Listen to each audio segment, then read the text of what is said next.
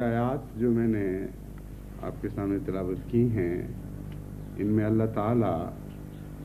شیطان کو مخاطب کرتے ہوئے اپنی طرف سے اپنے نیک بندوں کی نمائندگی میں ایک چیلنج کرتا ہے۔ یہ بہت ہی عجیب اور بہت ہی روح اور دل پر اثر کرنے والی آیت ہے۔ بسا اوقات آپ نے خطبات میں مجھے سنا ہے کہ جب جماعت احمدیہ پر کئی قسم کے مصائب چھوڑے جاتے ہیں، خطرات کا سامنا ہوتا ہے، تو میں جماعت کی نمائندگی میں دشمن کو کہتا ہوں کہ جو چاہتے ہو کر لو، تم لازماً ناکام ہوگے۔ اور اس طرز بیان سے جماعت کو ایک خاص لطف محسوس ہوتا ہے۔ وہ یقین رکھتے ہیں کہ ہمارے ایمان کی عظمت کا ہمارے امام کو احساس ہے۔ اس سے اندازہ کریں کہ اس آیت کا مومن کو کس حد تک لطف نہ آتا ہوگا۔ جب بھی کوئی مومن اس آیت کی تلاوت کرتا ہے تو حقیقت میں اس کی روح وجد میں آ جاتی ہے۔ خدا اپنے بندوں کی طرف سے شیطان کو مخاطب کرتے ہوئے فرماتا ہے، وَاسْتَفْزِزْ مَنِ اسْتَطَعْتَ مِنْهُمْ بِصَوْتِكَ، تو جس کو چاہتا ہے ان میں سے شوق سے فریب دے دے کر اپنی طرف بلا، وَأَجْلِبْ عَلَيْهِمْ بِخَيْلِكَ وَرَجِلِكَ، اور ان پر اپنے گھوڑوں کے ذریعے اور اپنے پیادہ فوجوں کے ذریعے چڑھ دوڑ اور پوری قوت سے ان پر حملہ کر دے، اور پھر ان کو ہرس بھی دے، لالچیں بھی دے، وَشَارِكُمْ فِي الْأَمْوَالِ، ان کو مال کی لالچ بھی دے اور اپنے اموال میں شامل کر، والأولاد، اور اپنے وسیع خاندان میں اس طرح شامل کر لے وہ تیری ہی اولاد ہوں، یعنی اکثریت کے اندر ضم کر کے ان کو قوت کے احساس کی لالچ دے، وعدہم، اور ہر قسم کے وعدے ان سے کر، یعنی جو کچھ ممکن ہے کسی کے لیے کسی دوسرے کو فریب سے، دھوکے سے، خوف دلا کر، لالچیں دے کر اپنے ساتھ ملانے کی، اپنے ایمان سے ہٹانے کی، وہ ساری کوششیں کر گزر۔ فرمایا وَمَا يَعِدُهُمُ الشَّيْطَانُ إِلَّا غُرُورًا، لیکن یاد رکھو کہ بندوں کو شیطان جو بھی وعدے دیتا ہے وہ محض دھوکے کے وعدے ہوا کرتے ہیں۔ إِنَّ عِبَادِي لَيْسَ لَكَ عَلَيْهِمْ سُلْطَانٌ، یاد رکھ، اپنی تمام کوششیں کر دے،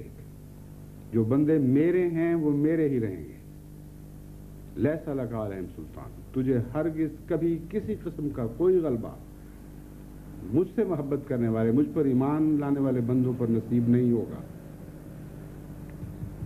وَکَفَىٰ بِرَبِّکَ وَکیلا،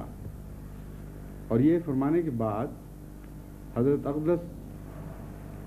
محمد مصطفیٰ صلی اللہ علیہ وآلہ وسلم کو یہ سکینت کا پیغام بھی عطا ہوتا ہے، وَکَفَىٰ بِرَبِّکَ وَکیلا، کہ تیرا رب تیرے لیے بہت کافی ہے وکیل۔ اس آیت کا پچھلے مضمون سے کیا تعلق ہے؟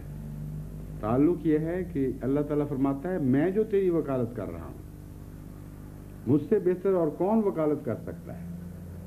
میں تیرا رب ہوں، اب تیرے معاملے کو میں نے اپنے ہاتھ میں لے لیا ہے، اس لیے کلیتاً مطمئن ہو جا کہ شیطان کے مقابل پر تیرا ایک وکیل ہے جو ہر طرح تیری وکالت فرمائے گا اور تیری نمائندگی کرے گا اور تجھے سہارا دے گا اور تو اس پر توکل کرے گا، اور شیطان کی طرف سے تجھے اور تیرے ماننے والے تیرے غلاموں کو قطعاً کوئی خطرہ نہیں ہے۔ اس آیت کا اطلاق آج دنیا میں بعض ممالک میں ہو رہا ہے، جن میں سب سے زیادہ پاکستان میں اس کا اطلاق دکھائی دیتا ہے۔ جب سے دشمنوں کو میں نے جماعت احمدیہ کی عوام کے امام کی حیثیت سے آپ سب کی نمائندگی میں مباہلے کا چیلنج دیا ہے، اور جب سے انہوں نے یہ دیکھا کہ اس چیلنج کے مان بعد خدا تعالیٰ کی تقدیر نے بار بار اپنی تجلیات جماعت کی تائید میں دکھائیں، اس وقت سے ان کے اندر ایک خوف و ہراس کی کیفیت پیدا ہو گئی ہے، اور شدید خطرات محسوس کر رہے ہیں کہ بقیہ عرصے میں جو بھی چیلنج کا عرصہ باقی ہے، کہیں خدا تعالیٰ ان مزید تائیدات سے ان کو نہ نوازے اور کہیں دنیا یہ دیکھ نہ لے کہ خدا کن کے ساتھ ہے۔ یہ وہ خطرات ہیں جن کو محسوس کرتے ہوئے وہ اپنی شرارت میں بڑھتے چلے جا رہے ہیں، گویا وہ خود خدا ہیں۔ گویا چیلنج ان کے نام یہ تھا کہ تم ہمیں کسی قسم کی کوئی نقصان شرارت اور حسد کے ذریعے نہیں پہنچاؤ گے۔ ہرگز ایسی کوئی بات نہیں تھی۔ چیلنج یہ تھا کہ جو خدا کا ہے وہ اس کی تائید میں خدا حیرت انگیز نشانات دکھائے گا اور تمام دنیا میں اس کو غالب کرتا چلا جائے گا، اس کی بدیوں کو نیکیوں میں تبدیل کرتا چلا جائے گا، اور ان کے اندر سے خدا کے ولی پیدا ہوں گے، اور ایسی جماعت جو خدا کی ہے۔ اس مباہلے کے بعد انشاءاللہ تعالی ہر پہلو سے تم ان کو نیکیوں میں ترقی کرتا ہوا دیکھو گے۔